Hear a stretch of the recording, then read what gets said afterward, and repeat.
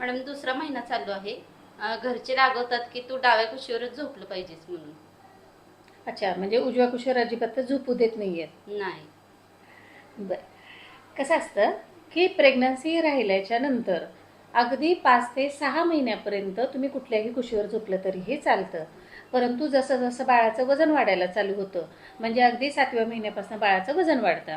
आता भले 1 किलो असेल, 1.5 किलो असेल, तर ह्या बाळाचं वजन जर तुम्ही सरळ झोपत असाल तर मग आपल्या मणक्यावरती आपल्या मोठ्या रक्तवाहिन्या असतात आणि ह्या रक्तवाहिन्यांवरती जर बाळाचं वजन पडलं तर काही काही वेळेला आपल्या पायातला रक्तस्राव जो अशुद्ध रक्त हृदयाकडे घेऊन जाणारी रक्तवाहिनी असते त्याच्या कंप्रेशनमुळे सुद्धा बीपी कमी येऊ शकतं, म्हणजे हायपरटेन्शन होऊ शकतं. काही काही वेळेला तर चक्कर येते.